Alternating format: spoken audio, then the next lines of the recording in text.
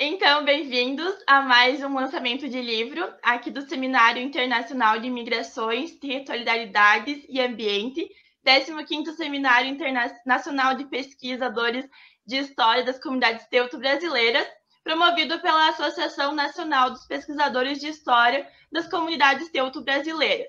Então, hoje a gente está aqui com a Andréia Helena Petri Haimeyer, autora de Diplomacia, Jogos Políticos, Intrigas e Guerra, a relação entre Alemanha e Brasil, 1937 a 1942. A Andréia é doutora em História pela Pontifícia Universidade Católica do Rio Grande do Sul, mestre em História pela Universidade do Vale do Rio dos Sinos, possui graduação em História pela Universidade do Rio dos Sinos, atualmente é professora e coordenadora do curso de História das Faculdades Integradas de Taquara, coordena os alunos vinculados ao curso de História da Subara PIBID, participa do grupo de estudos de História Militar vinculada à AMPU-RS, sendo coordenadora, além de participar da coordenação do mesmo GT em nível nacional. Tem experiência de área de História, em ênfase em História Contemporânea no âmbito de História da América Latina, Brasileira e Alemã, atuando principalmente nos seguintes temas: política das relações internacionais, Estado Novo, movimentos migratórios, campanha de nacionalização, envolvimento brasileiro na Segunda Guerra Mundial, história militar e educação básica. Bom, André, é um prazer estar aqui conversando com você, né, para falar da sua obra. A gente gostaria de saber, assim, começando a conversa, como que você chegou ao tema central da sua obra, se foi um tema novo, ou você já vinha trabalhando com ele? Boa tarde, boa noite, ou bom dia, né, dependendo do turno. Muito obrigada por essa oportunidade, obrigada por estar aqui, obrigada, Vanessa, Kalinka. Obrigada pela pergunta.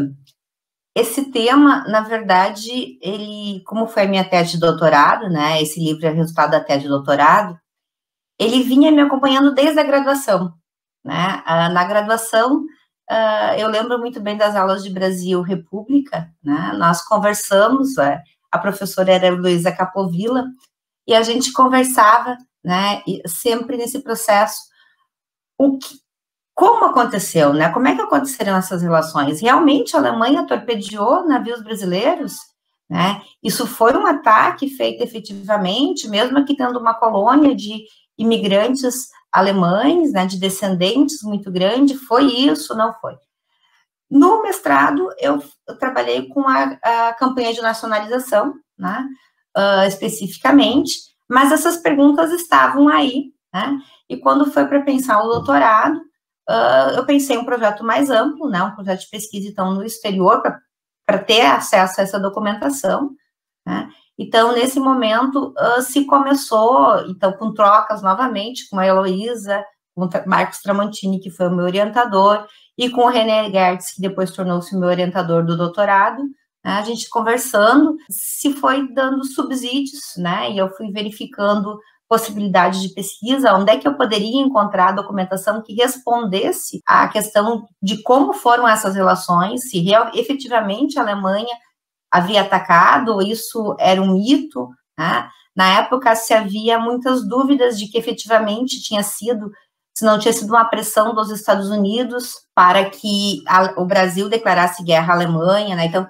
haviam muitas perguntas, né? E isso me levou a pesquisar esse assunto, né? A procurar instituições na Alemanha onde eu pudesse fazer a pesquisa. Inicialmente até se pensou em fazer um doutorado na Alemanha, mas ele não foi possível. E então depois eu fiz a pesquisa na Alemanha e fui, então, para os arquivos, né? Eu pesquisei essencialmente em 3 arquivos.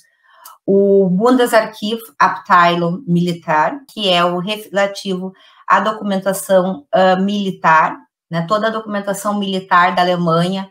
Até vou compartilhar, eu acho que é de interesse de alguns. Aqui estou eu quando fui fazer a pesquisa foi em 2006. Esse aqui todo é o arquivo, né? Esse prédio de, se eu não me engano, são 10 andares.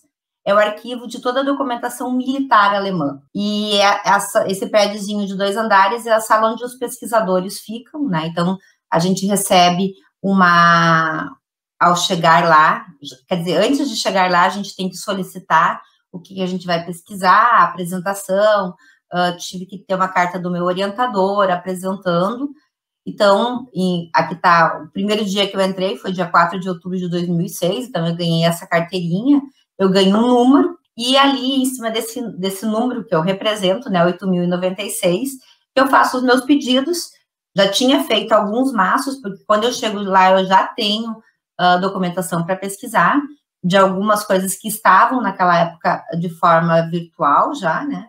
Mas depois eu faço uma pesquisa. Então, toda a documentação militar, de qualquer contexto militar da Alemanha, está nesse arquivo. Até, digamos assim, atuais, né? Se nós formos pensar, documentação militar atual está nesse arquivo. Então, eu tive acesso à documentação, que era a minha solicitação, a documentação relativa ao envolvimento brasileiro e alemão durante a Segunda Guerra. Mas eu ainda consegui acesso a documentações um pouco anteriores e um pouco posteriores. Na verdade, depois, no refinamento, eu vou escolher ficar apenas com a documentação de 37 a 42 para fazer análise da tese e depois do livro, né?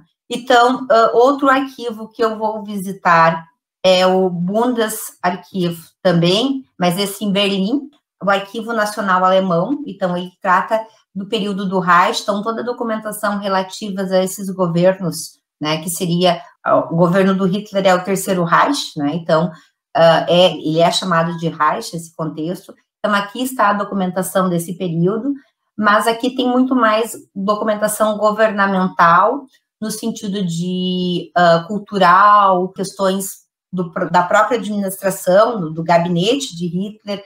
Então esse tipo de documentação que eu pesquisei aqui nesse arquivo. E também, né, esse é em Berlim, esse arquivo, então, eu ganhei o número 29.959. Dá para você ter uma ideia de quantos pesquisadores passam por esse, muito mais, por ficar em Berlim. E no arquivo militar é uma pesquisa, né, mais restrita, de menos gente faz pesquisas a nível militar, né. E o terceiro arquivo, aqui, na verdade, não é um arquivo, né, é o Polizeiarchiv des Auswärtigen Amts, que é o arquivo político do Ministério das Relações Exteriores da Alemanha. Esse arquivo, ele exigia uma particularidade, que já me informaram que agora não exige mais, mas na época que eu fiz a pesquisa, eu precisava da apresentação do embaixador brasileiro em Berlim, né, então aqui está a carta que ele vai me fazer, dia 3 de novembro, eu consegui essa carta, e ele faz, então, a minha apresentação e o meu projeto, em alemão, faz a apresentação para o Polizeiarchiv, para mim poder fazer a pesquisa. Sem a apresentação do embaixador, eu não conseguia fazer a pesquisa. E aqui esse prédio é da Embaixada Brasileira em Berlim, que ainda hoje está nesse mesmo prédio. Então, agora eu queria que você falasse um pouco para a gente sobre o seu recorte temático, sobre o seu aporte teórico, metodológico, e também qual é o diferencial que essa sua obra traz para a historiografia. Excelente pergunta, Vanessa. Primeiro, o aporte teórico, né, eu trabalho muito com relações internacionais, né, então a historiografia relativa a relações internacionais, a história militar, né, que é principalmente nos últimos anos eu venho me inserindo para estar discutindo mais essas questões de história militar e história política, né, porque essencialmente a história política, né, como o René Remond, né, muito aponta, né, a política está em todas as ações, e pensar em relações diplomáticas, nós estamos falando de política essencialmente, e bem como pensar em relações militares, né, não tem como não associar isso com política e perceber. Justamente a obra, então, ela está ancorada nesses 3 aportes teóricos, e ela tem, essencialmente, esse pensamento, mas o que diferencia, né, nessa obra? É justamente eu trabalhar com documentação alemã. Antes de mim, havia o Ricardo Seitenfuss fez uma obra apontando determinados assuntos que eu abordo, só que ele não vai trabalhar com a documentação militar. Ele trabalhou com a documentação diplomática, ele trabalha principalmente a documentação diplomática italiana e alemã, mas ele não trabalha com a documentação militar. Então, alguns documentos que ele utilizou, eu revisitei, né? Mas os documentos militares, eles não tinham sido visitados. Depois de mim, houve outros pesquisadores que foram, mas uma das coisas que a minha obra diferencia das demais é a ideia do conjunto. Eu trabalho com o conjunto documental. O que me possibilitou? Ao sair da Alemanha, em 2006, no final de 2006, eu tinha mais de 6.000 documentos, né? Ou fotografados, porque no arquivo diplomático eu consegui fotografar, então só ali eu fotografei mais de 5.000 documentos. No arquivo, no Bundesarchiv, tanto o Abteilung militar quanto o Abteilung Reich, eu não podia fotografar, mas em função de pensar em custos, né, optei naquele momento em fazer fotocópias, em solicitar cópias dos documentos que eu precisava mais, alguns eu fichei no local, mas outros eu solicitei cópias. Como no arquivo diplomático eu pude fotografar, então eu fotografei tudo que era relativo ao Brasil. Qual foi a minha escolha? Eu estive 3 meses na Alemanha, a minha escolha foi não analisar os documentos no arquivo, foi ver o que tinha, fotografar, fiz muitas cópias, muita fotografia, né? Foram muitas. No final de cada dia era um CD novo que eu gravava de tantas fotos que tinham, né? Na época era CD, nós não tínhamos pendrive nessa época, então era esses CDs, né? Eu lembro que eu voltando no avião e dizia, se esse avião cair, todos os documentos não foram, né? Mas então depois houve essa análise. Com isso, eu consegui cruzar muitos dos documentos que estavam na documentação diplomática, depois também eu tinha solicitado cópias na documentação militar, né? Então, com isso foi possível fazer o cruzamento. Eu lembro que meu espaço de estudos, né, que era um quarto, tinha esses documentos espalhados e eu ia cruzando nos arquivos. Então, eu faço uma análise da documentação do conjunto, não uma análise de apenas um grupo de conjuntos, mas sim do conjunto militar e do conjunto diplomático. Tanto que o livro, ele tem 200 páginas e são 70 só de referências, porque todos os documentos, eles são referenciados, né? A preocupação de estar, eu digo tal informação, ela está em tal documento ou em tal conjunto de documentos, muitos deles não estão só num documento, a informação estão mais, mas tem algumas informações que estão apenas em um documento, né? Então, a preocupação de estar mostrando onde estão cada um desses documentos, se um dia alguém quiser rever, né, tranquilamente, pode estar revendo e achando essa documentação, né? Muito interessante, Andréia, como você mostra o trajeto da pesquisa, né, porque é fácil olhar o livro com 200 e poucas páginas, né, mas muitas vezes a gente não tem noção do quão trabalhoso foi reunir toda essa documentação, né? O fotografar as fontes para depois analisar, né? Vai muito além e acaba te permitindo também ter alguma fonte para trabalhos futuros, né? Então, se você tem alguma curiosidade do processo de pesquisa, de escrita, ou de revisitar o trabalho para publicação agora, né? Sobre isso, e algum complemento que você queira fazer sobre a obra. A obra, então, ela é resultado da tese de doutorado, e nesse momento da tese, ela foi escrita, ela tinha quase 400 páginas, 370, para publicação, houve uma redução, né, em função dos custos, em função de também se tornar mais atrativo, porque muitas vezes a gente, quando está escrevendo, principalmente no doutorado e no mestrado, a gente vai escrevendo e não para, né? Então, foi necessário esse tempo posterior para fazer a publicação. Então, a obra, durante a tese, eu já defendia a questão da ideia de as relações entre Alemanha e Brasil, elas são diferentes em cada período. Só que eu não tinha delimitado e dado nomes, né, bonitinhos para isso.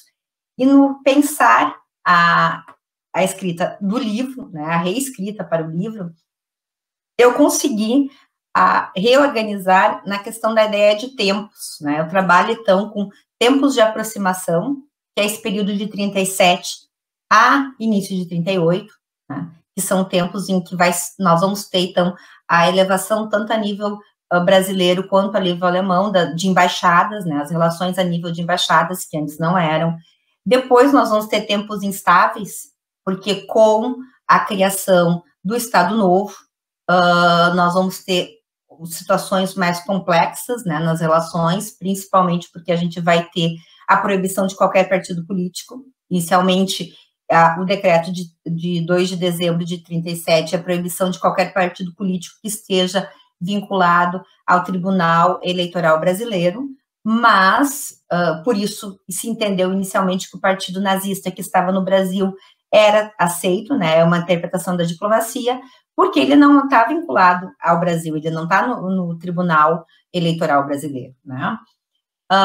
Com isso, vai ter um novo decreto em abril de 37, que é justamente, em abril de 38, que é justamente proibindo qualquer partido no Brasil, seja ele nacional ou estrangeiro.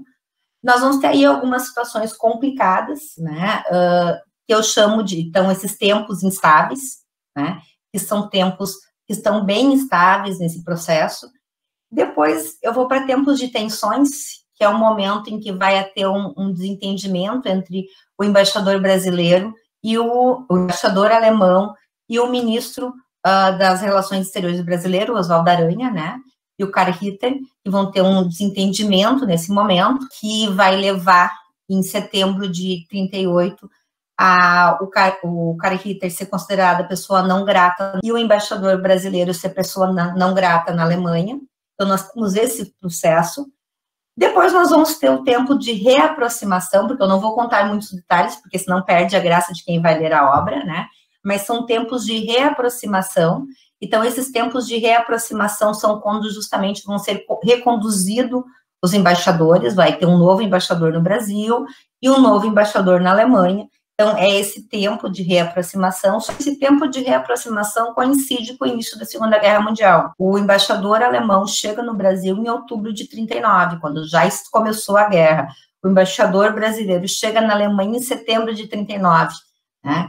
Então, nós vamos ter aí, justamente essa reaproximação, ela acontece num período de certa instabilidade. Então, esse tempo de reaproximação, ele é mais complexo, e depois tempos de incerteza, que eu chamo, que é quando nós vamos ter o período de final de 40, início de 41, quando começa o bloqueio continental, né, que a Inglaterra faz a todo e qualquer produto que chegasse na Alemanha. Isso vai prejudicar as nossas relações, porque o principal das relações entre Brasil e Alemanha é o comércio, né? O Brasil é um grande celeiro, né, e ele vai ser o fornecedor de muitas matérias-primas para a Alemanha, né, e a Alemanha, por vice-versa, produtos manufaturados, principalmente, nós vamos ter aí acordos com a Krupp, né, são grandes acordos de armamentos com a Krupp. Então, esses tempos de incerteza são os tempos justamente em que se espera esse carregamento de armas que não chega, porque a Inglaterra está impedindo, né? Então, tem todo um contexto girando ao redor disso, e depois que eu chamo tempos de ruptura, que é justamente quando acontece a Conferência do Rio, que é após o ataque a Pearl Harbor, né? Então, nós vamos ter a Conferência do Rio, onde os únicos países que não vão cortar relações diplomáticas com a Alemanha é o Chile e a Argentina. São os únicos países que não cortam relações diplomáticas. Alguns declaram guerra, o Brasil cortou relações diplomáticas, e nesse contexto nós vamos ter, então, aí o bloqueio alemão. Então, nesse momento, a Alemanha vai fazer o bloqueio a todo e qualquer produto para os Estados Unidos. E nisso, os nossos navios, né, nós vamos ter 18 navios entre janeiro de 42 até agosto de 42, 18 navios brasileiros afundados, sendo que todos eles é um encontro no relatório dos submarinos, no diário dos seus submarinos, né, eles constam ali. O interessante é que os primeiros, o registro é muito interessante de se perceber, o registro, ele não traz o nome, e depois ele tem uma anotação a lápis, né, o Cairu, por exemplo, eu lembro muito bem, tem a descrição, navio dando a descrição, e depois eles colocam navio brasileiro a lápis e depois navio Cairu, né? Então tem essa informação para justamente porque eles faziam o ataque, algumas vezes eles não sabiam, como esse Cairu se percebe que não se sabia qual era, né? Mas quando eles transmitem, depois, quando eles descobrem que navio que é, eles fazem essa anotação, porque esses diários, eles estão datilografados, porque eles eram transmitidos logo depois do afundamento, eles são transmitidos para a Alemanha para ter os dados, né? Tem todo um levantamento de dados em cima de quantos navios foram afundados, que tipo de navio, né? Então, é interessante perceber isso. A maioria dos navios afundados realmente eram do Reino Unido, mas nisso nós vamos ter, e o ano de 42 é o ano auge do afundamento de navios, principalmente no Atlântico, que é o primeiro, que começou a ser o espaço de guerra a partir de 42, com a declaração de guerra dos Estados Unidos, né, e os outros países da América, né.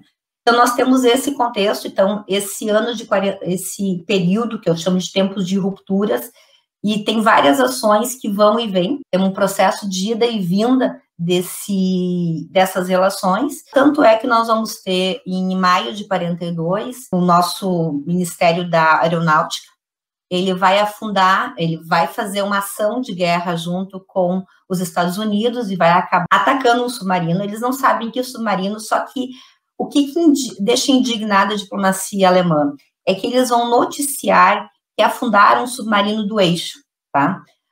E nos relatórios dos submarinos não tem nenhum navio sendo atingido, tanto que eles vão fazer, durante 3 dias, os diplomatas vão juntamente a Marinha alemã fazer o levantamento de que navio teria sido esse atingido, de submarino teria sido esse atingido, e depois vai se descobrir que é um submarino italiano, né? E esse submarino italiano, então, vai dizer, não, foi realmente atingido, mas o que deixou bastante, mostrou assim, na documentação, parece, que eles ficam muito indignados em função do Brasil dizer que estava atacando, né, submarinos do eixo. Isso vai gerar, na Alemanha, um outro processo interno, que é o planejamento de um ataque aos nossos portos, Santos, Recife. Há todo um planejamento, que eu não vou contar aqui por que esse planejamento não aconteceu, mas ele não acontece, né? Ele não vai acontecer. Mas depois nós vamos ter, em agosto de 38, 5 navios brasileiros sendo afundados no nosso litoral, onde 611 pessoas morrem de imediato, né? Tanto que acontece, vários destroços vão para as praias do Nordeste, como também partes de corpo. Nesse momento, nós vamos ter aí uma necessidade de repensar a ação brasileira, porque nós fomos atacados no nosso litoral, né? Diferente do que foi antes, que foi apenas dizer, se vangloriar, agora nesse momento nós somos atacados. Então, nesse momento, o Brasil declara guerra à Alemanha e à Itália. Também tem a pergunta ali, e eu vou deixar a curiosidade para o leitor ver, por que esse submarino que estava em nosso litoral e atacou 5 navios se retira depois de 3 dias? Por que ele se retira? E temos nisso, nós temos ajuda de alguns parceiros que leiam o livro para vocês saberem qual é o motivo que o Brasil não teve mais perdas humanas nesse início de participação efetiva como país beligerante. Aonde que os nossos ouvintes vão conseguir acessar a sua obra? Aonde que ela está disponível? Ela está disponível física, em e-book? A minha obra está disponível de forma física, né? O livro está aqui. Está disponível na Oikos ou comigo diretamente no e-mail da eapetri@gmail.com, né, que é possível para fazer a compra direto comigo, só mandando um e-mail que eu encaminho, né, pelo correio. Ótimo, então quem tiver interesse, a gente vai deixar o e-mail na descrição do vídeo, então acessem lá, procurem e comprem a obra. Mais alguma coisa que você queira complementar? Eu quero dizer uma coisa para futuros estudantes que é muito interessante. Essa pesquisa saiu por uma construção de redes de amizades, de redes de pesquisa, de redes de relação. Então, nisso eu tenho que agradecer muito a Ingrid Markson, porque ela me fez o contato com o Axel Gutmann, que foi o cônsul aqui em Porto Alegre e que me hospedou por 1 mês e meio em Berlim, né? Então, e com isso eu pude discutir com ele algumas questões diplomáticas, né? Estar na casa de um diplomata, né? Alemão ainda ajuda muita coisa. E há outras tantas pessoas que fizeram parte, né? Que leram, que contribuíram, porque uma obra ela não se escreve sozinha. Né? Quanto mais pessoas lerem, mais fácil se torna das outras pessoas entenderem, porque mais pessoas interagiram. Então, é importante criar essa rede, né? A Rosane Neumann, o Michael Witt fizeram parte, o meu orientador, o René Gertz, e tantas outras pessoas nesse processo fizeram parte, leram, né? Algumas pessoas mais no início. A Rosane Neumann leu, por exemplo, no tempo do doutorado. A Bárbara Ticami leu agora, né? Nos últimos tempos. Então, são pessoas que vão lendo, trocar ideias e trocar os textos entre pessoas é muito interessante, porque isso possibilita uma melhor compreensão do que a gente quis dizer para o outro. Muito obrigada. Então, a gente que agradece a sua participação, muito obrigada pelo seu tempo, por escolher o nosso evento para fazer o lançamento do seu livro. Então, e convidamos todos que estão assistindo para participar do evento, para assistir os outros vídeos. E é isso, pessoal. Até mais!